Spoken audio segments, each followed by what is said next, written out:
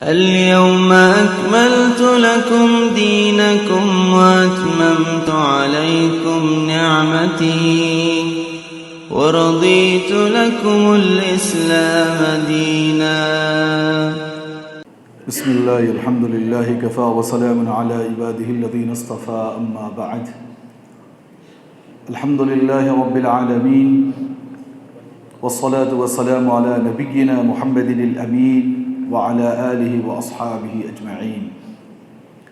أما بعد، قال الله تبارك وتعالى: فأعوذ بالله من الشيطان الرجيم.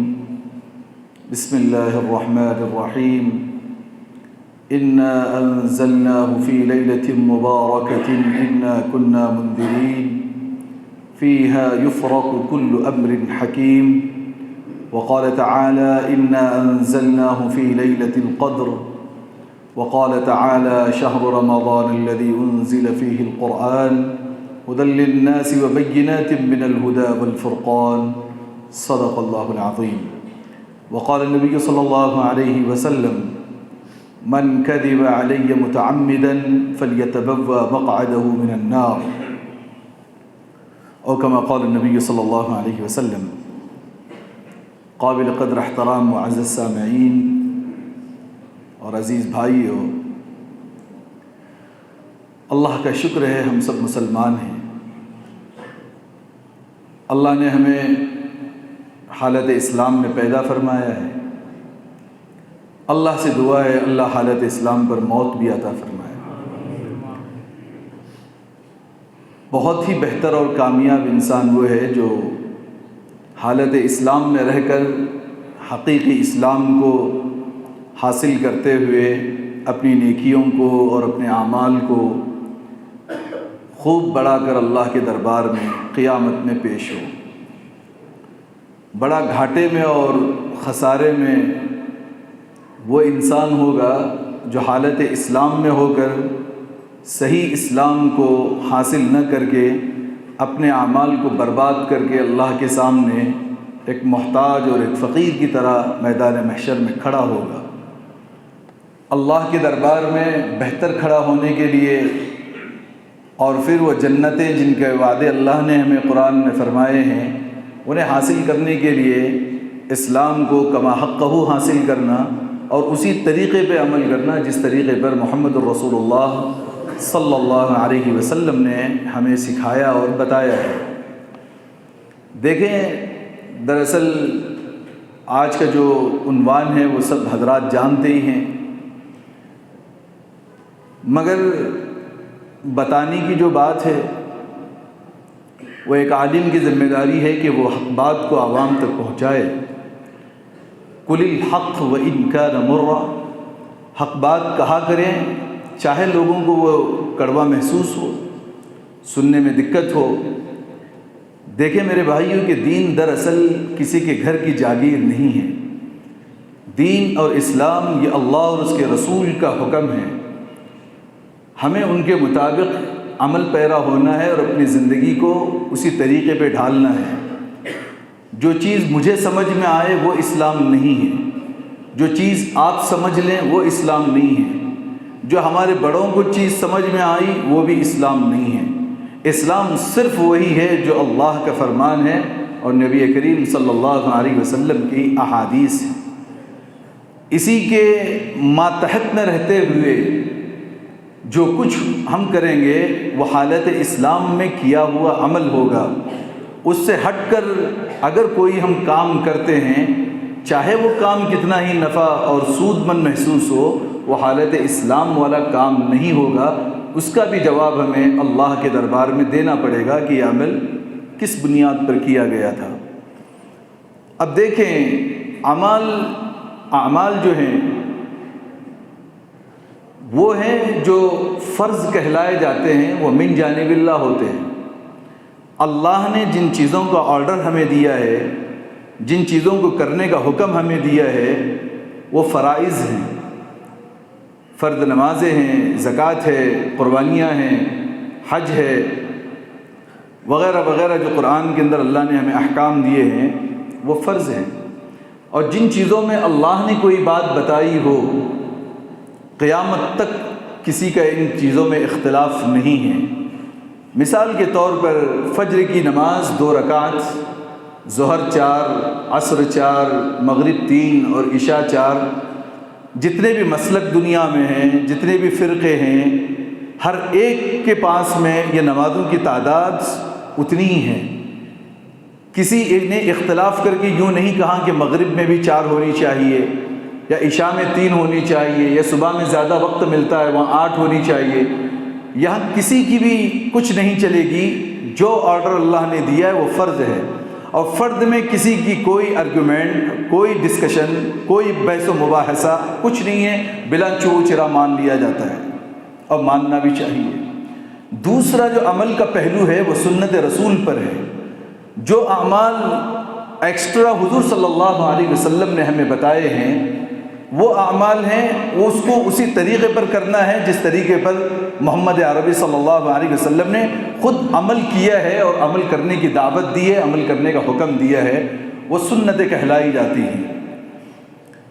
بسا اوقات بہت ساری چیزیں ایسی ہمارے زمانے میں لمبے زمانے دراز سے چلی بھی آ رہی ہیں جس کی صراحت نہ رسول اللہ صلی اللہ علیہ وسلم سے ملتی ہے، نہ اس کی صراحت صحابہ کرام کے مجمع میں کسی سے ملتی ہے، نہ خیر القرون کا ایک لمبا زمانہ گزرتا ہے وہاں نہیں ہوتی ہے، اور ہمارے زمانے میں امپلیمنٹ ہوتی ہے، اور اتنی شدت سے ہوتی ہیں کہ جس کے بارے میں بولنے کے لیے لب جو ہے وہ خاموش ہو جاتے ہیں، زبانیں سن ہو جاتی ہیں، اس لیے کہ ایک دراز زمانے سے اس چیز کو لوگ کرتے ہوئے آتے ہیں۔ اب دیکھیں آج جو شب برات کے نام سے جس طریقے سے ایک ہنگامہ آرائیاں دنیا بھر میں ہو رہی ہیں، مسجدوں میں نماز تاخیر سے رکھی جاتی ہیں، مسجدوں کے اندر پروگرامز ارینج کروائے جاتے ہیں، لمبی لمبی دعائیں ہوتی ہیں۔ بعض مسجدوں کا حال یہ ہے کہ مغرب کے بعد وہاں پر 3 مرتبہ آیت جو ہے وہ سورہ یاسین کی تلاوت ہوتی ہے، ایک اجتماعی دعا ہوتی ہے، بعض جگہ 6 رکعت نمازیں پڑھوائی جاتی ہیں جماعت کے ساتھ۔ پھر آج کی رات میں پھر عشاء کے بعد صلاۃ التسبیح کا الگ سے اہتمام ہوتا ہے، پھر صلاۃ الالاف بول کے، یعنی کہ 1000 نمازیں 2 رکعت 1000 نمازوں کی نیت کے ساتھ پڑھی جائیں تو 16 سال کے گناہ معاف۔ آئے دن اس طریقے کی روایتیں ہمارے درمیان آتی چلی جا رہی ہیں، جس کی وجہ سے، جس کو ہم نے کئی ہفتوں سے یہاں ذکر کیا ہے کہ ایسا گنجلک دین ہو چکا ہے کہ صحیح اور غلط کی تمیز کرنا انسان کے لیے مشکل ہے۔ آج دیکھیں، پھر بھی ایک خوشی کی بات میں آپ کو بتاؤں کہ یہ دور نیو ٹیکنالوجی کا دور ہے، یہ دور ایپس آپ کے ہاتھ میں ہیں، موبائل اور سوشل میڈیا آپ کے ہاتھوں میں ہیں، صحیح اور غلط کی پہچان امیڈیٹ آپ چیک کر سکتے ہیں۔ کچھ سالوں پہلے کی بات وہ تھی جس وقت میں سوشل میڈیا کا دور نہیں تھا، لکھنے لکھانے کا دور ہوتا، ایک مولوی کی تقریر اس کے مسجد کے حلقے میں اتنی ہوتی، وہ اسپریڈ نہیں ہو سکتی تھی، وہ پھیلائی نہیں جا سکتی تھی، جگہ جگہ لوگ اپنے اپنے اعتبار سے کام کرتے جا رہے تھے، کسی کو صحیح چیز پہنچی تو اس پر چلا، کسی کو غلط چیز پہنچی اس پر چلا، اس پر ڈسکشن نہیں ہوتا تھا۔ مگر آج کا دور ایسا ہے کہ اکثر علماء کے بیانات آپ چھوٹے سے موبائل کے اندر مکمل صحائے ستہ دیگر ہزاروں کتابیں آپ اس کے اندر ڈاؤن لوڈ کر کے آپ دیکھ سکتے ہیں، پڑھ سکتے ہیں۔ یہ دور جدید انکشافاتی دور ہے، سمجھداری کا دور ہے، اور پھر آپ دیکھو گے کہ آنے والا جو جنریشن ہوگا یہ اور زیادہ ترقی یافتہ ہوگا، اور زیادہ ہم سے زیادہ ایڈوانس ہو جائے گا۔ تو تب ہم اگر یہ کہتے رہیں گے، اگر وہ جب سوچیں گے کہ ہمارے پرکھوں سے یہ چیز چلی بھی آ رہی تھی، تو یہ بتائیے کس طریقے کی بات ہوگی۔ اب آئیں اصل میں ہمارے اس ٹاپک کی طرف، قرآن مجید کی آیات پر، جو آج جس طریقے سے شب برات کیا چیز ہے، اس کی حقیقت کیا ہے، اس کو خدا نے کتنا کہا ہے اور رسول اللہ صلی اللہ علیہ وسلم نے کتنا کہا ہے، ہم تمام کے تمام دل کی نگاہوں سے اس کو دیکھتے ہیں اور سنتے ہیں انشاءاللہ۔ ایک آیت آتی ہے سورہ دخان میں، جس کو اکثر لوگ جو شب برات کو لے کر کے جو ڈسکس کرتے ہیں، وہ آیت سورہ دخان کی ہے۔ وہ کیا ہے؟ اِنَّا أَنزَلْنَاهُ فِي لَيْلَةٍ مُبَارَكَةٍ، اللہ کہتے ہیں ہم نے اس قرآن کو، ہو کی ضمیر قرآن کی طرف، ہم نے اس قرآن کو ایک مبارک رات میں اتارا ہے۔ اور پھر اس رات کی کوالٹی ذکر کر دی، وہ رات فیہا یفرق کل امر حکیم، اس رات میں تمام فیصلے جو ہے وہ دیے جاتے ہیں اور فیصلے کروائے جاتے ہیں۔ اب یہ بات ہو گئی، یہاں پر رات کا نام نہیں لکھا، اس کو جملہ کہا لیلۃ مبارکہ، ایک برکت والی رات۔ اسی کو دوسری طرف اللہ تبارک و تعالیٰ نے فرمایا سورہ 3 میں، اِنَّا أَنزَلْنَاهُ فِي لَيْلَةِ الْقَدْرِ، ہم نے اس قرآن کو لیلۃ القدر میں اتارا، یعنی قدر کی رات میں اتارا ہے، اور اس کی فضیلت بھی بتا دی اللہ تبارک و تعالیٰ نے لیلۃ القدر کی۔ پوچھا وَمَا أَدْرَاكَ مَا لَيْلَةُ الْقَدْرِ، انسانوں سے سوال کیا آپ جانتے بھی ہو کہ لیلۃ القدر کیا چیز ہے؟ اللہ نے جواب دیا لیلۃ القدر خیر من الف شہر، کہ لیلۃ القدر وہ رات ہے جس کی ایک رات کی عبادت 1000 مہینوں سے بہتر ہے، گویا 83 سال سے زیادہ عبادت کا ثواب ایک رات کے کرنے میں ملے گا۔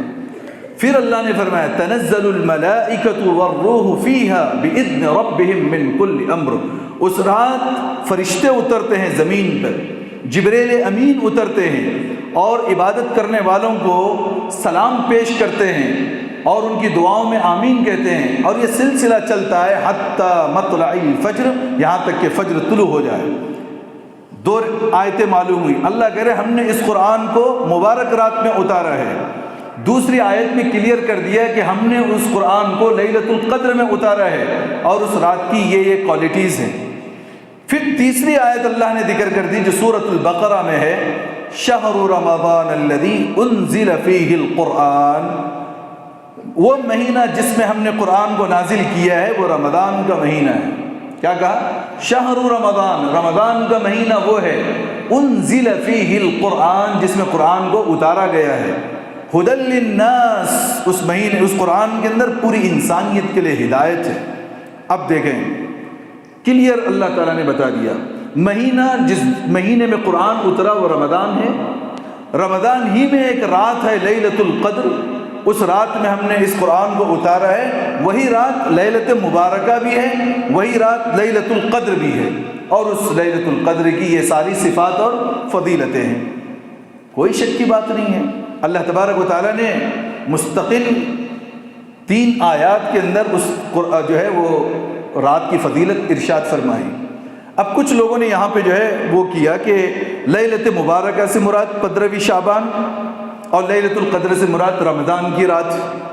پھر انہوں نے یہ جوڑ بتایا کہ لیلۃ مبارکہ میں پہلے آسمان پہ قرآن کو اتارا گیا اور لیلۃ القدر میں پہلے آسمان سے زمین پہ اتارا گیا، جس کی کوئی صحیح سند اور اصل نہیں ہے۔ یہ بات تھی، قرآن نے یوں نہیں کہا کہ ہم نے لیلۃ مبارکہ میں سمائے دنیا پہ اتارا، لیلۃ القدر میں رات میں اتارا، کامن کہہ دیا ہم نے قرآن کو اتارا، اور اترنا کہاں ہے؟ زمین پر ہی، کیونکہ رمضان کے مہینے میں اتر رہا ہے، لیلۃ القدر میں اتر رہا ہے۔ اس رات کی برکت یعنی لیلۃ القدر کی برکت اور پھر آنے والا جو مہینہ اس کی فضیلت مہینے کی وجہ سے نہیں ہے، اس قرآن معظم اور قرآن مجید کی برکت کی وجہ سے ہے کہ جس مہینے میں قرآن اترا وہ برکت والا مہینہ، جس رات میں قرآن اترا وہ رات برکت والی۔ کلیئر ہو گئی یہ بات؟ اب آگے چلیں،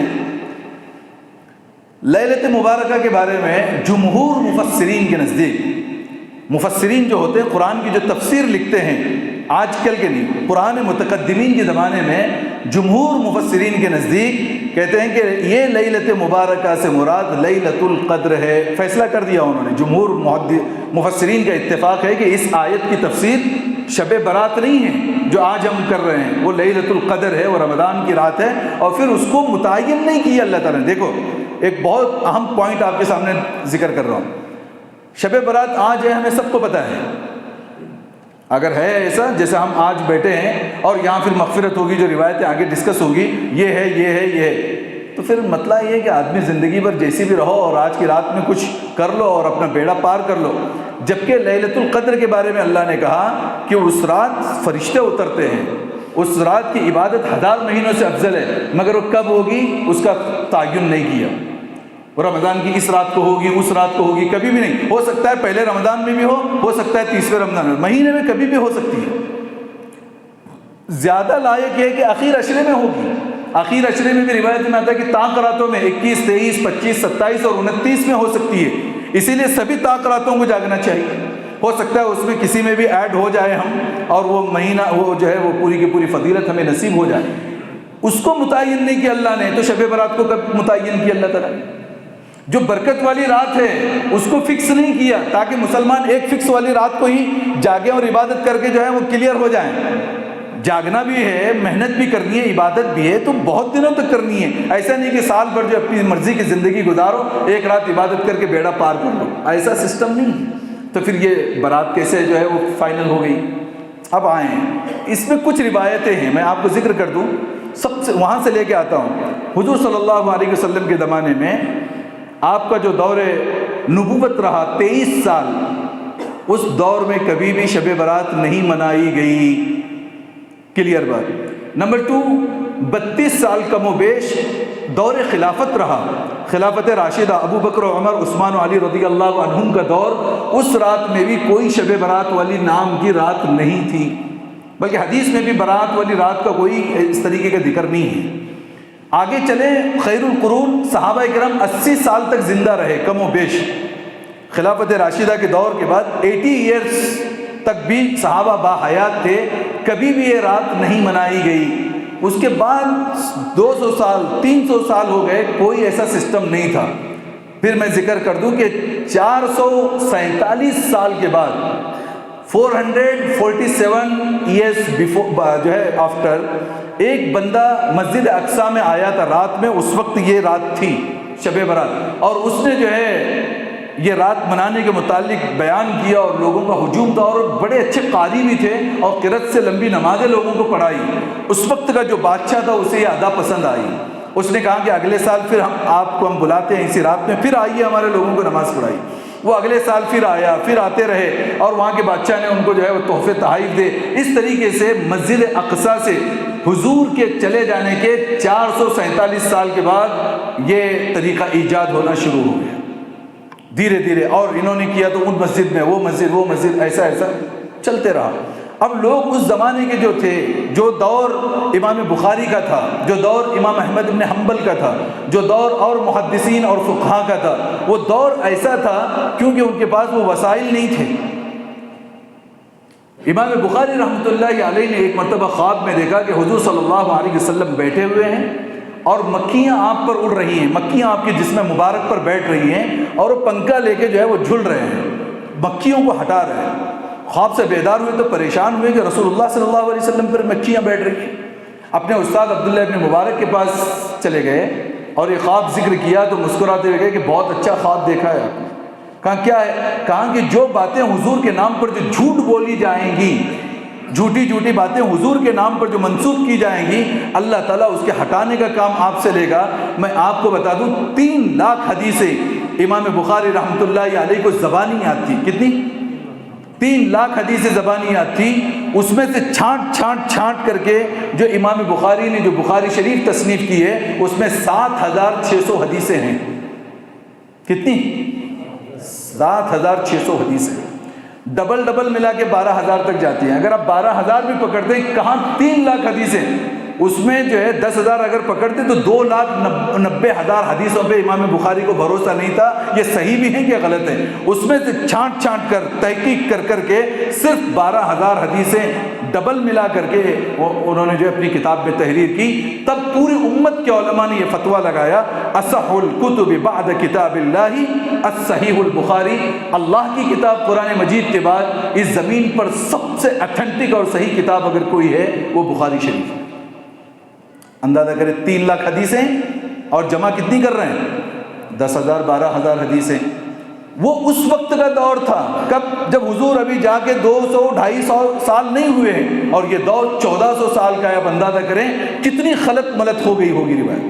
پھر شیعہ حضرات کا جو مسلسل ایک یلغار رہی ہے اسلام کے اندر، جو عجیب حضرت علی کے نام سے جو ہے عجیب جو ہے وہ چیزیں بنانے کا۔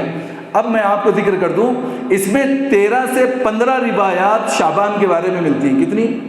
13 سے 15 روایات شعبان کے بارے میں ملتی ہیں، جس میں صحابہ کرام کے نام بھی ہیں۔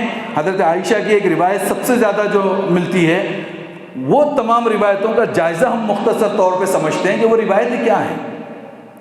پہلا جواب، تمام روایتیں ضعیف سے ضعیف تر ہیں۔ اب میں آپ کو بتاؤں ضعیف کیا ہوتا ہے صاحب؟ کوئی بھی بولے تو ضعیف ہے ضعیف ہے. میں آپ کو بتا دوں ابن کثیر نے احکام القرآن للجساد الرازی اس میں بھی، اور بھی ابو بکر ابن العربی نے، یہ بہت بڑے مفسر ہیں، انہوں نے بھی اپنی کتاب احکام القرآن کے اندر یہ بات ذکر کی ہے کہ جو روایت حضرت عائشہ کی جو ابھی ہم ذکر کریں گے، اور جو دوسری روایت جو شعبان کے متعلق ہے وہ مرسل ہے. مرسل کا مطلب کیا ہے؟ میں نے ایک حدیث بتا دی اور میں آپ کو بولوں گا کہ یہ حدیث میں نے میرے استاد سے سنی ہے. میں نے زندگی میں، میری حیات میں، میں نے میرے استاد سے ایک سبق لیا. میرے استاد بولیں گے کہ یہ حدیث میری حیات میں نے وہ استاد سے لیا. انہوں نے اس سے ہوتے ہوتے اینڈ جاتی ہے صحابی تک. پھر صحابی کہیں گے جیسے حضرت عائشہ ہو یا حضرت ابو ہریرہ ہو، میں نے یہ رسول اللہ صلی اللہ علیہ وسلم کو فرماتے ہوئے سنا ہے. اب وہ روایت جو آئی ہیں اس میں صحابی نہیں ہے بیچ میں. مرسل روایت کا مطلب انہوں نے چلی گئی، بیچ میں صحابی غائب اور حضور کے نام سے روایت ہے. تو بتائیے اس کو کیسے قبول کر سکتے ہیں کہ جس میں صحابی نہیں ہے وہ روایت میں؟ تابعی اٹھ کے، یعنی کہ حضور آج ہیں اور 200 سال 150 سال کے بعد کا ایک بندہ کہتا ہے میں نے حضور سے یہ روایت سنی، تو جھوٹ ہے کہ سچ ہے؟ ارے آپ بولو. جھوٹ ہے، اس لیے کہ بیچ میں صحابی نہیں ہے کوئی بھی. صحابی ہونا چاہیے. دیکھیے حدیث بہت ہوتے ہیں، حدیث بہت ہوتی ہے، لیکن ہر حدیث قبول نہیں کی جاتی. اب بولیں گے کہ نہیں ضعیف حدیثوں کو بھی لینا چاہیے. دیکھیے کیسا ہوتا ہے، قرآن کے مقابلے میں اگر صحیح روایت بھی ہے تو وہ جو ہے لائق اعتماد نہیں ہوتی. اگر قرآن کچھ کہہ رہا ہے اس کے خلاف کوئی بھی عمل ہوگا وہ قبول نہیں ہوگا. پہلی چیز تو قرآن کی تینوں آیات ہمارے سامنے کلیئر ہیں، اس کے سامنے حدیث کا نہیں چلے گا. پھر بھی اگر ہم حدیث کو دیکھتے ہیں تو حدیث کی کیٹیگری میں وہ ضعیف ہے، اس کے اوپر بہت اونچی ہے. حدیث مرفوع ہوتی ہے سب سے اوپر، حدیث موقوف ہوتی ہے صحابی کے بعد. بہت نچلی کیٹیگری کے اندر جب آتی ہے تو مرسل ہوتی ہے، ضعیف ہوتی ہے. اچھا، دو روایتیں ایسی ہیں جس روایت کے روایت کرنے میں دو لوگ بیچ میں سے غائب ہو چکے ہیں. مثال کے طور پہ ایک بندہ کہہ رہا ہے کہ میں نے فلاں سے سنی ہے، اور وہ جن کا نام لے رہا ہے وہ بیچ میں سے وہ غائب ہیں. ایک ہی روایت میں دو جگہ سے ذکر کرنے والے لوگ پیچھے ہٹ گئے ہیں، جس کی وجہ سے وہ روایت لائق اعتماد نہیں رہی. ایک روایت ایسی ہے جس میں ایک لکھنے والا جو حدیث کو ہے اس پر محدثین نے کہا ہے کہ یہ متہم بالکذب ہے، یعنی یہ جھوٹا انسان ہے. اب میں آپ کو بتا دوں، سمجھنے کے لیے بتاتا ہوں کہ مثال کے طور پہ ایک روایت ہے 10 لوگوں نے ذکر کی ہے. اب محدث کیا کرتے تھے، امام بخاری ہو یا امام مسلم ہو، امام ترمذی ہو، کیا کرتے تھے، یہ 10 لوگوں کا نام ہے نا، ان کے پاس جاتے تھے. صاحب کیا آپ نے فلاں سے روایت سنی؟ پھر مارکیٹ میں تحقیق کرتے تھے ان کا بزنس کیسا ہے. گھر میں جا کے پوچھتے تھے بچوں سے تمہارے ابا ہیں، سچ بولتے ہیں کہ جھوٹ؟ نہیں وہ بڑا جھوٹا آدمی ہے، کٹ ہو سکتا ہے جھوٹ نہیں. ایسا ہے کہ وہ ان کو پاگل کسی ان کی حالت ہے، مجنون ہے. مجنون کیا سنے گا اور کیا لکھے گا، کٹ. بزنس میں کہ نہیں یہ آدمی دھوکے باز ہے، دھوکے باز کی حدیث، کٹ. پھر دیکھیں گے ان کی ایج کیا ہے، ان کے پہلے والے استاد کی ایج کیا ہے، انہوں نے کبھی زندگی میں ملاقات ہوئی ہے کہ نہیں ہوئی ہے. ملاقات ہوئی تو کہاں ہوئی صاحب، کب ملے آپ ان کو؟ ٹھیک ہے، آپ نے روایت، پھر وہ ان کے استاد کے پاس جائیں گے کہ آپ نے کب سنا تھا، وہ دکھنے میں کیسے تھے، ان کا مارکیٹ. ایک ایک حدیث کی تحقیق کے لیے مہینوں لگ جاتے تھے. جب ان کو مل جاتا تھا یہ کلیئر ہے تو سارے کے سارے لوگ ٹاپ ٹو باٹم سب کلیئر ہوتے تھے، تو اس کو کہتے تھے حدیث مرفوع. یہاں پہ کوئی بھی آدمی جھوٹا بھی نہیں. اس لائن میں سب کا بزنس بھی صحیح، اس لائن میں جو باتیں ہو رہی سب صحیح، سب اہل علم ہے. سگنیچر کر دیا یا رائٹ. 10-20 لوگوں میں 1-2 لوگ الٹے سیدھے ہو گئے، یا بات چلی صحیح چلی، بیچ کا آدمی غائب ہو گیا. پھر آگے چلی، بیچ کا آدمی غائب ہو گیا. تو کیسے اعتبار کریں گے؟ حدیث 1 to 1 ایک سے دوسرے کو منتقل ہوتے ہوئے آئی ہے. وہ سسٹم تو تھا نہیں. چلیے حضور صلی اللہ علیہ وسلم کے زمانے میں اس طریقے کی چیز ہوتی ہے، وہ ریکارڈ کروا دیتے یا صحابہ ریکارڈ کر کے رکھتے، وہ تو سسٹم تھا نہیں. بس صحابہ اورل بولتے تھے میں نے حضور سے یہ سنا. اب ان سے جس نے سنا انہوں نے ان سے سنا، انہوں نے ان سے، ایسا ہوتے ہوتے علم سینہ در سینہ جو ہے آج تک منتقل ہوتا ہوا چلا آ رہا ہے. تو ضعیف حدیث سمجھ میں آئی. اب میں آپ کو بتا دوں کہ علامہ ابن کثیر رحمۃ اللہ علیہ جو بہت بڑے مفسر ہیں، انہوں نے تمام شب برات کی روایتوں کو جمع کر کے یہ فائنل کر دیا کہ یہ روایتیں ضعیف ہیں اور قرآن کے خلاف ہونے کی وجہ سے لائق اعتماد بھی نہیں ہیں. ایک قول. دوسرا قول دیکھیں، قاضی ابو بکر ابن عربی کا انہوں نے تو اتنی بڑی بات کہہ دی احکام القرآن میں، کہاں جو یہ کہے کہ شب برات ہے اور شب برات کا ثبوت ہے، گویا اس نے اللہ پر بہتان لگایا۔ اللہ کہہ رہے ہیں لیلۃ القدر، یہ بندہ کہتا ہے لیلۃ البرات، یہ کوئی چیز ہی نہیں۔ اللہ کہہ رہے ہیں لیلۃ القدر، بندہ کہہ رہا ہے نہیں تو نے اتارا ہے لیلۃ البرات میں، آج اتارا ہے۔ اللہ نے نہیں کہی ہے اور اللہ پہ بہتان لگا رہا ہے کہ آج ہی تو نے اتاری ہے، یہ میں نہیں کہہ رہا ہوں۔ امام قاضی ابن ابو بکر ابن العربی رحمۃ اللہ علیہ نے اپنی کتاب احکام القرآن نے کہا کہ اس بندے نے بہتان لگایا۔ اب آئے ہمارے زمانے کے مفسرین کی طرف۔ ایک بہت بڑے مفسر ابھی حال ہی میں ہمارے سامنے سے گزرے ہیں، جن کو مفتی شفیع عثمانی کہا جاتا ہے۔ کیا نام ہے ان کا؟ مفتی شفیع عثمانی۔ ہم دیوبند کے تمام تر مدارس میں معارف القرآن پڑھائی جاتی ہے اور تمام علماء اسی کے قرآن کا اور اسی کتاب کا مطالعہ کرتے ہیں۔ اس کا صفحہ نمبر 785 جلد نمبر 7، اس کا جو ہے میں ایک پیراگراف آپ لوگوں کو پڑھ کے سناتا ہوں یہ تمام باتوں کا۔ وہ کہتے ہیں چونکہ بعض روایت حدیث میں شب برات یعنی شعبان کی 15ویں شب کے متعلق بھی آیا ہے کہ اس میں آجال و ارکاز یعنی رزق دیے جاتے ہیں، عمریں لکھی جاتی ہیں۔ سن رہے نہیں سن رہے؟ اتنے لوگ مرتے ہیں، اتنے لوگ زندے ہوتے ہیں، یہ جو ہیں اس لیے بعض حضرات نے آیات مذکورہ میں لیلۃ مبارکہ کی تفسیر لیلۃ البرات سے کر دیے، مگر یہ صحیح نہیں ہے۔ لیلۃ القدر میں ہوگا جو رزق بانٹا جائے گا، جو عمریں ہوں گی، کتنے لوگ مریں گے، کتنے زندہ ہوں گے۔ اللہ کہہ رہے ہیں فیہا یفرق کل امر حکیم، وہ شب قدر میں، آج کی رات میں نہیں۔ پھر آگے لکھتے ہیں کیونکہ یہاں اس رات نزول قرآن کا ذکر سب سے پہلے اور اس کا رمضان میں ہونا قرآن کی نصوص سے متعین ہے۔ لیلۃ القدر کا کہاں ہونا؟ رمضان میں ہونا قرآن کی آیت سے ثابت ہے، اور شب برات کے متعلق جو مضمون روایات میں آیا ہے اس میں ارزاق وغیرہ کے فیصلے ہوتے ہیں۔ تو اول ابن کثیر نے اس کے متعلق فرمایا کہ روایت مرسل ہے۔ مرسل ہے مطلب صحابی ہی پتہ نہیں اس روایت میں، اور ایسی روایات نصوص صریحہ کے مقابلے میں قابل اعتماد نہیں ہو سکتی۔ حضرت مولانا مفتی شفیع صاحب کہہ رہے ہیں کہ قرآن کے خلاف اگر روایت آ بھی گئی تو ایسی روایتیں قابل اعتماد نہیں ہو سکتی۔ اسی طرح قاضی ابو بکر ابن عربی نے فرمایا نصف شعبان کی رات، جو آج رات ہم بیٹھے ہیں، کوئی قابل اعتماد روایت ایسی نہیں ہے جس سے ثابت ہو کہ رزق اور موت اور حیات کے فیصلے اس رات میں ہوتے ہیں، بلکہ انہوں نے فرمایا کہ اس رات کی فضیلت میں، سنیے واپس، بلکہ اس رات کی فضیلت میں بھی کوئی قابل اعتماد حدیث نہیں آئی ہے۔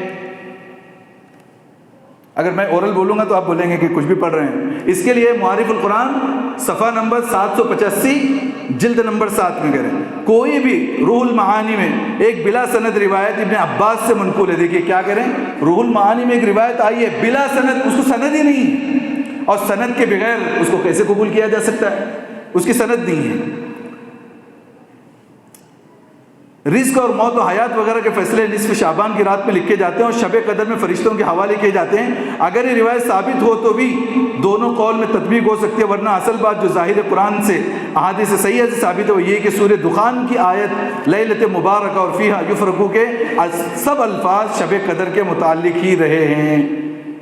پھر آگے کہا کہ رہا شب برات کی فضیلت کا معاملہ، سو ایک مستقل معاملہ ہے جو بعض روایت حدیث میں منقول ہیں۔ دیکھیے آگے کہہ رہے ہیں جو بعض روایت حدیث میں منقول ہیں مگر وہ اکثر ضعیف ہیں، اسی لیے قاضی ابو بکر عربی نے اس رات کی فضیلت سے انکار کیا ہے۔ بہت بڑے مفسر کہہ رہے ہیں کہ اس رات کی کوئی فضیلت ہی نہیں ہے، کوئی اس کے لیے کہتے ہیں نا کوئی مضبوط روایت ہی نہیں ہے۔ جب یہ کلیئر ہو گیا اور تمام میں ایک حوالہ نہیں 20 حوالے دے سکتا ہوں قرآن کی تفسیر کے جس میں لکھا ہے کہ اس رات کی کوئی فضیلت نہیں، تو صاحب اتنے سال سے ہم کرتے آ رہے ہیں، اس کا آپ کے پاس کیا جواب ہے؟ میری سمجھ سے اس کے 2-3 جواب چھوٹے چھوٹے میں دیتا ہوں، پھر آگے بات کرتا ہوں۔ نمبر 1، جس طریقے سے آج ٹیکنالوجی ہے جسے میں نے شروع میں کہا اس وقت نہیں تھی۔ دوسری بات، پہلے زمانے میں لوگوں کو کھیتی باڑی کر کے کام کاج کر کے اپنی زندگی گزارنے تک بس بس تھا، کون اتنی مغز ماری کرے گا یہ صحیح ہے ضعیف ہے۔ جو لوگ اللہ والے اور اہل علم نے بڑی محنت کی وہ کی۔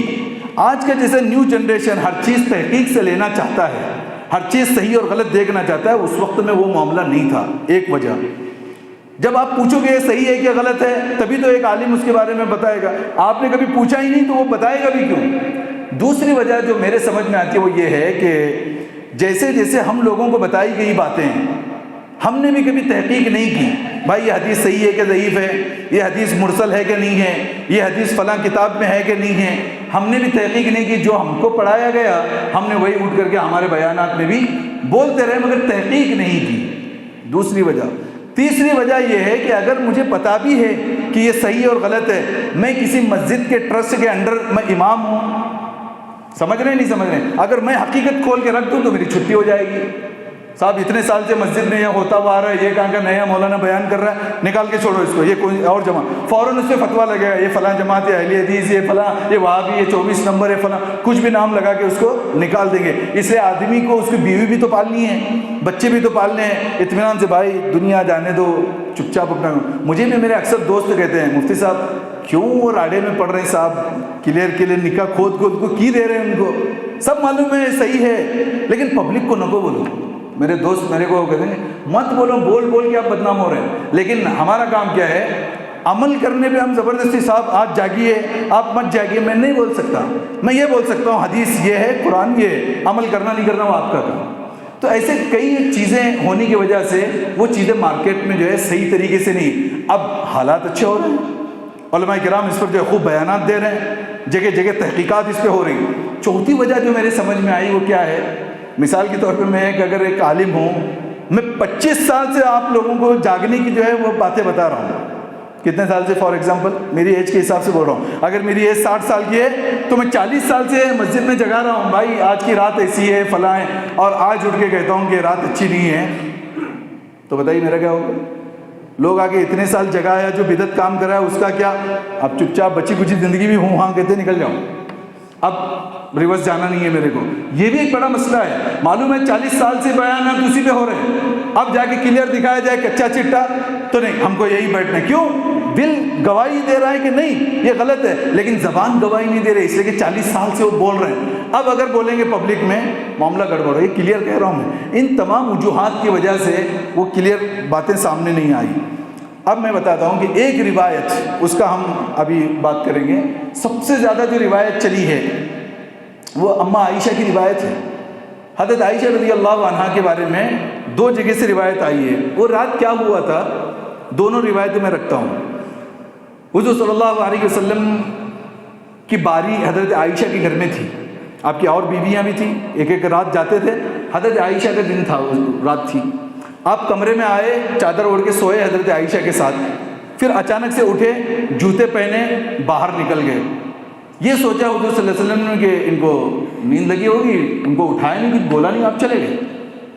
حضرت عائشہ اٹھی، پیچھے پیچھے چلی گئی. یہ ہو سکتا ہے کہ کہیں دوسری بیوی کے گھر جا رہے ہوں. اب کیا ہے مسئلہ، پیچھے گئی تو آپ سیدھا بقی، یہاں آپ کا روضہ مبارک ہے، جو لوگ عمرہ گئے جانتے ہیں، یہی بازو میں بقی قبرستان بھی ہے. آپ کیا کیے، بقی قبرستان میں چلے گئے اور وہاں کھڑے ہو کر 3 مرتبہ آپ نے علیحدہ وقت میں آسمان کی طرف ہاتھ اٹھایا اور دعائیں مانگی. اور جیسی دعا ختم ہوئی تو حضرت عائشہ ان سے پہلے گڑبڑ سے جلدی آ کے بستر پہ سو گئی. آپ صلی اللہ علیہ وسلم واپس حضرت عائشہ کے کمرے میں آئے، دیکھا تو دھاپ رہی تھی، جلدی آنے کی وجہ سے بدن ٹھنڈا ہو گیا تھا، پسینے کی وجہ سے دھاپ رہی تھی. کہاں عائشہ کیا بات ہے، کچھ تکلیف ہے؟ کہاں کہ نہیں کچھ نہیں، تم بولتی ہو یا اللہ مجھے بتائے؟ نہیں، حضرت جبرائیل آ کے بتائیں کیا میٹر ہے؟ کہاں کہ نہیں میں خود بتاتی ہوں، مجھے ایسا ڈاؤٹ ہوا، ایسا گمان ہوا کہ آپ کہیں اور بیوی کے پاس چلے جائیں تو میں آپ کے پیچھے ہو لی. تو حضور نے فرمایا کیا اللہ کا رسول تیرے ساتھ خیانت کرے گا؟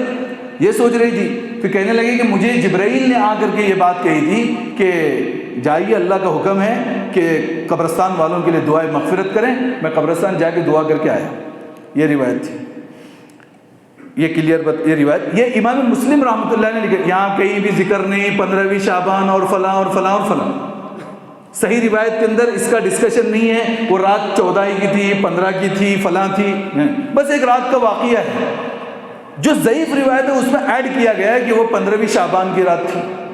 اب ہمارے پاس ایک ضعیف روایت آ رہی ہے، اور وہ روایت جو ضعیف ہے وہ کہاں ذکر ہے؟ ابن ماجہ میں ذکر ہے، اور امام ترمذی رحمۃ اللہ علیہ نے جامع ترمذی میں نقل کیا ہے. اب دیکھو میں آپ کو بتاتا ہوں، جامع ترمذی میں روایتیں بہت ہیں، مگر آگے کیٹیگریز فائنل کی ہیں. وہ کیٹیگریز ہم کبھی نہیں سوچتے. اس کیٹیگریز میں انہوں نے کیا کہا ہے ذکر کرنے کے بعد، یہ روایت ضعیف جدا، بہت کمزور ہے. ذکر دیکھو ان کا کام کیا ہوتا ہے محدثین کا، صحیح روایت بھی جمع کرنا ہے، غلط بھی جمع کرنا ہے، ضعیف بھی جمع کرنا ہے، جھوٹی بھی جمع کرنا ہے. کیوں؟ پبلک کے اندر صحیح چیز جانا چاہیے کہ نہیں جانا چاہیے. تو انہوں نے کیا کیا ہے، سبھی کو جمع کیا ہے، آخر میں لکھا ہے یہ حدیث اچھی ہے، یہ حدیث بہت اچھی ہے، یہ حدیث جو ہے وہ مرفوع ہے، یہ حدیث جھوٹی ہے، یہ حدیث کا راوی. ہم کیا کر رہے ہیں؟ حدیث پڑھ رہے ہیں. آپ صلی اللہ علیہ وسلم گئے اور 15ویں شعبان میں قبرستان گئے، آئے، ختم. آگے پڑھو بھائی، آگے کیا ہے؟ یہ حدیث بہت زیادہ ضعیف ہے، وہ ہم نہیں پڑھ رہے، اور اس پر عمل نہیں ہو سکتا، وہ نہیں پڑھ رہے ہیں. حدیث کا ٹکڑا پڑھ رہے ہیں، حدیث کا ٹکڑا اٹھا کے واٹس اپ کر رہے ہیں. بھائی حدیث کی کیٹیگری، کبھی کوئی حدیث آپ کو بولے حدیث میں، حدیث کی کیٹیگری بھی بتاؤ ہم کو، بولو یہ حدیث کا لیول کیا ہے، اس کو قبول کرنا ہے کہ نہیں کرنا ہے. جیسے کہ اور اماموں کی میں نے بات کی کہ لائق اعتماد نہیں ہے. اب 2 روایتیں تھیں. امام مسلم نے جو روایت کی ہے اس میں شعبان کا اور 15ویں رات کا ذکر نہیں ہے. ضعیف روایت میں 15ویں. اب وہ بات چلی، سارے لوگ قبرستان میں جاتے ہیں.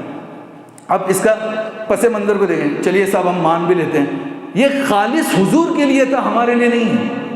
یعنی جبریل امین آ کے حضور سے کہہ رہے ہیں کہ آپ جائیے، اللہ کہہ رہے ہیں کہ قبرستان والوں کے لیے آپ دعا کریں. نبی تھے، امت کا ان پر بہت ذمہ داری تھی، اللہ کا آرڈر آ گیا تھا، آپ چلے گئے، دعا مانگ کے واپس آ گئے. برابر. اچھا اگلے سال نہیں گئے، پھر وہ اسی سال کے لیے تھا ان کے لیے آرڈر. نیکسٹ پھر شب برات آئی تھی اور بار بار بھی آئی ہے، لیکن اس کے بعد کبھی حضور نہیں گئے. وہ ایک ہی رات کے لیے شارٹ تھا. برابر نہیں برابر. لیکن ہم کیا کر رہے ہیں؟ اچھا اس کے بعد صحابہ کے دور میں چلو وہ گئے تھے بول کے ابو بکر گئے کہ حضرت عمر و عثمان اور صحابہ کرام رضوان اللہ علیہ مجمعین کبھی گئے کیا قبرستان؟ صاحب آج رات حضور گئے تھے، ہم بھی جا رہے ہیں. وہ حضور کا ان کا اپنا معاملہ تھا، امت کو کبھی نہیں کہا حضور نے آپ قبرستان جائیے اور دعا مانگیے.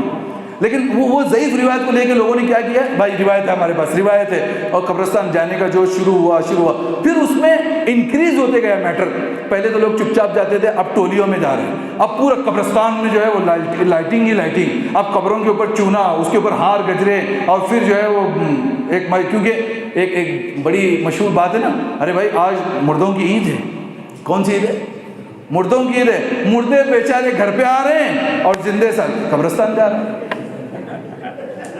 کمبینیشن نہیں ہو رہا ہے. مردے آ رہے ہیں گھروں پہ اور زندے کہاں جا رہے ہیں؟ قبرستان. پھر بھی تو دونوں کی ملاقات نہیں ہو رہی. ارے وہ آ رہے ہیں بول کے آپ رک جائیے کم سے کم. نہیں، یہ بھی جا رہے ہیں. یہ ایسی کوئی اسلام میں بات نہیں ہے. آگے چلیں.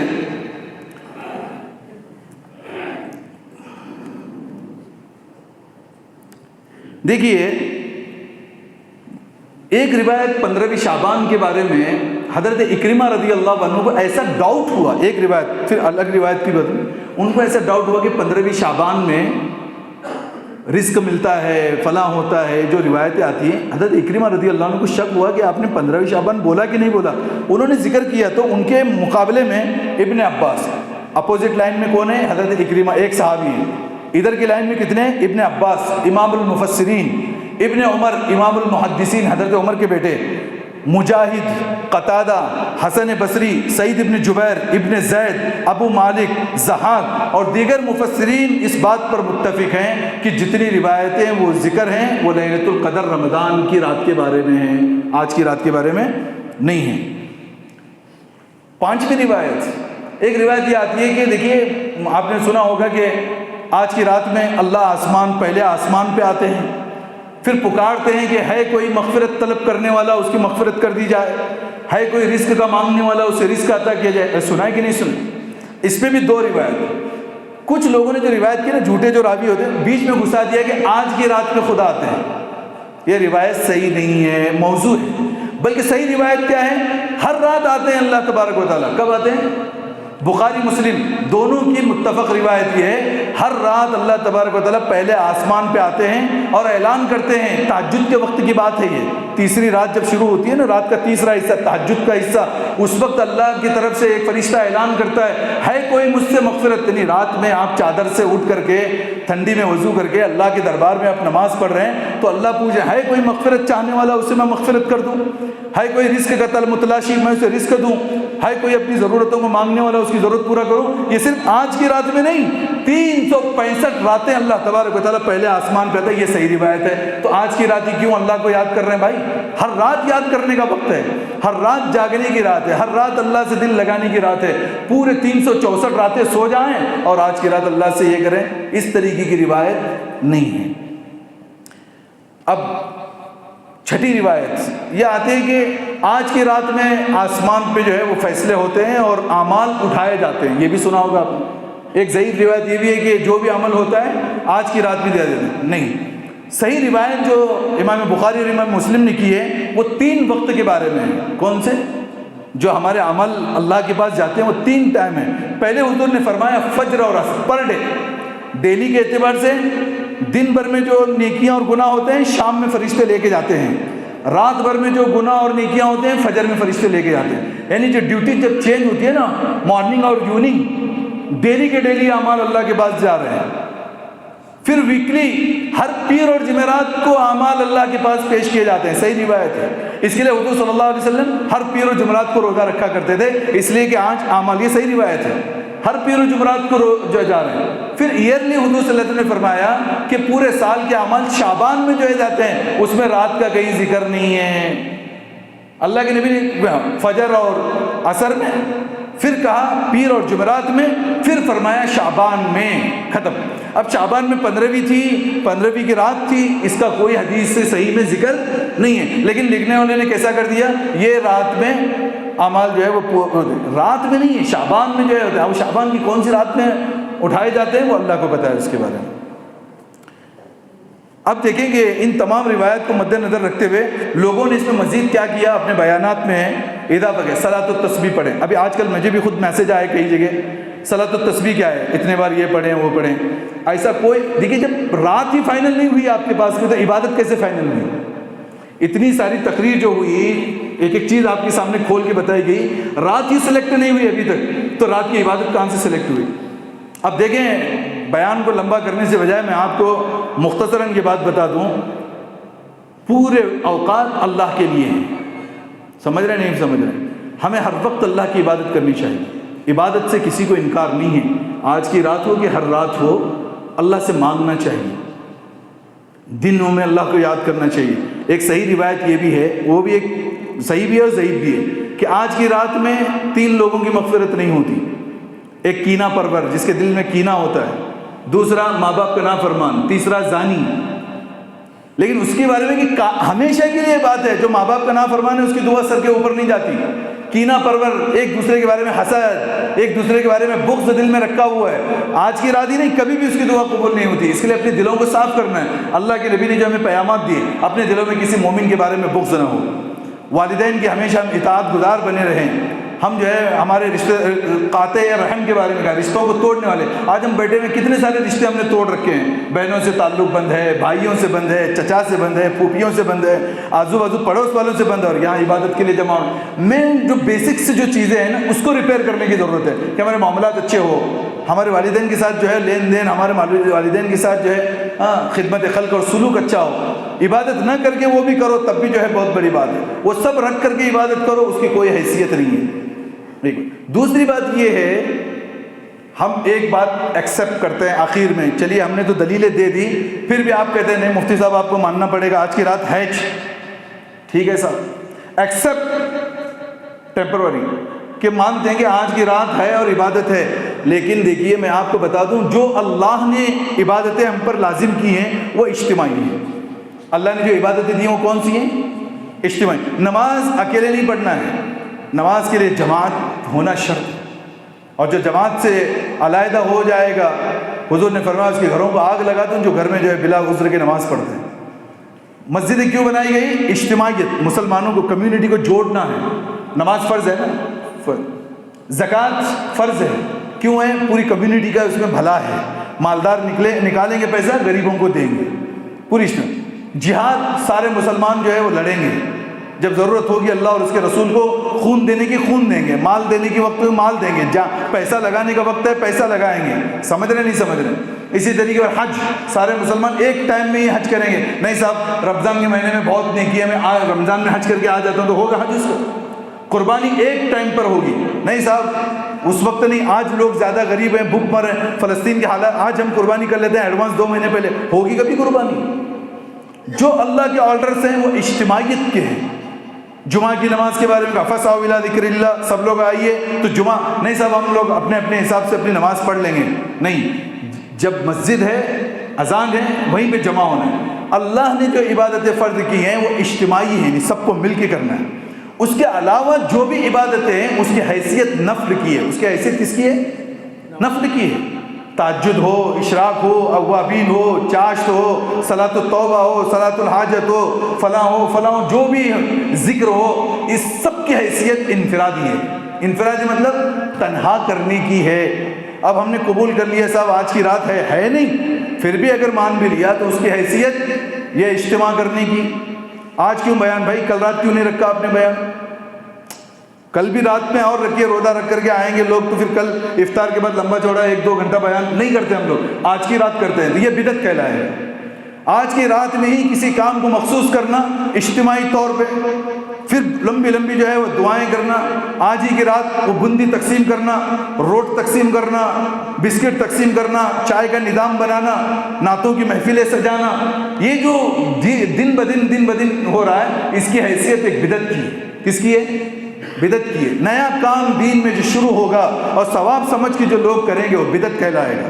اب اس کی حیثیت انفرادی، ٹھیک ہے آپ کو جاگنا ہے، آپ سمجھتے ہیں کہ آج کی رات کچھ ہے، ٹھیک ہے، تنہا عبادت کریں، تنہا جاگیں، تنہا جو ہے نماز پڑھیں، توبہ مانگی اللہ سے، اللہ تبارک و تعالیٰ قبول کرنے لیں۔ اس کے لیے جمع ہو کر کے عبادتیں کہیں بھی نہیں ہیں۔ اب آیا مسئلہ آخری، کل کے روزے کا۔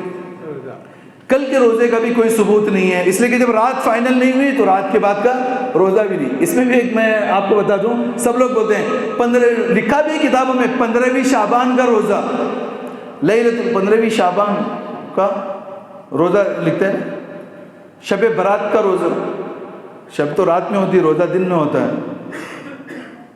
شب رات میں ہوتی ہے نا، شب رات کو بولتے ہیں، تو رات کا کون سا روزہ ہوتا ہے؟ دن کا روزہ ہوتا ہے، تو اس کے روزے کی بھی کوئی سند نہیں ہے۔ ہاں ایام 20 کے روزے ہیں، حضور صلی اللہ علیہ وسلم رکھتے تھے 13ویں 14ویں، ہر چاند کی جو تاریخ ہوتی ہے نا، بیچ میں جب چاند پورا ہوتا ہے 13 14 اور 15، اس کو کہتے ہیں ایام 20۔ اگر آپ ہر مہینے رکھتے آ رہے تھے، شعبان کی تاریخ آ گئی، آپ نے 13 میں بھی رکھا تھا، 14 میں بھی رکھا اور 15 میں بھی رکھ رہا، تو یہ تو سنت ادا ہو رہی ہے، اس لیے کہ حضور صلی اللہ علیہ وسلم ہر مہینے کے 3 دن روزے رکھتے تھے، مگر سب کچھ چھوڑ کے صرف 15ویں شعبان کا روزہ، اس کی کوئی سند نہیں ہے۔ اسے صحیح حدیث سے اس کا ثبوت آپ کو بالکل نہیں ملے گا۔ روزہ رکھنا اچھی بات ہے، منع نہیں ہے، روزہ رکھیے بھائی، گناہ معاف ہوں گے، فلاں ہوں گے، لیکن یہ سمجھ کے رکھنا کہ حضور نے کہا ہے تو حضور کی طرف سے جو ہے یہ بات ایسے نہیں کہ آپ 15ویں شعبان کو پرٹیکولر روزہ رکھو، اس کا ثبوت نہیں ہے، صحیح روایت ہے۔ تو باقی جس کو رکھنا ہے وہ رکھیں، جس کو نہیں رکھنا ہے رکھیں۔ ایک روایت وہ بھی ہے، بہت سارے لوگ بیان میں کہتے ہیں کہ رجب اللہ کا مہینہ، شعبان میرا مہینہ، رمضان امت کا مہینہ۔ یہ روایت ضعیف نہیں، موضوع ہے، یعنی حضور تو بولنے کی بہت دور کی بات، کسی نے ڈال دیا ہے بیچ میں، یہ بات ہی نہیں ہے۔ یہ کیوں ہوگا کہ رجب پورا مہینہ اللہ کا ہے نا، سبھی مہینے اللہ کے ہوتے ہیں، اور جس کو اللہ نے شہر اللہ الحرام کہا ہے وہ محرم ہے، وہ ذی قعدہ ہے، وہ ذی الحجہ ہے، آلریڈی 4 مہینے اللہ نے منسوخ کیے ہیں۔ کسی پھر وہ روایت کہتے ہیں کہ رجب اللہ کا مہینہ، شعبان حضور کہہ رہے ہیں میرا مہینہ، اور رمضان امت کا مہینہ۔ یہ کسی نے جو ہے نا ادھر ادھر وہ تمہارا یہ میرا یہ ایسا ڈال دیا، یہ کوئی روایت نہیں ہے۔ ایسے بہت سارے موضوع روایتیں ہمارے بیچ میں چل پڑی ہیں جس کو ہم سمجھتے ہوئے جا رہے ہیں، تو ان تمام چیزوں سے بچنا چاہیے۔ جو ایتھینٹک بات معلوم ہو اس کو صحیح تحقیق سے لینا چاہیے اور اس پر عمل کرنا چاہیے، کریں گے انشاءاللہ۔ اللہ تبارک و تعالی ہم سب کو صحیح روایتوں پر عمل کرنے کی توفیق نصیب فرمائے۔ وآخر دعوانا الحمدللہ رب العالمین۔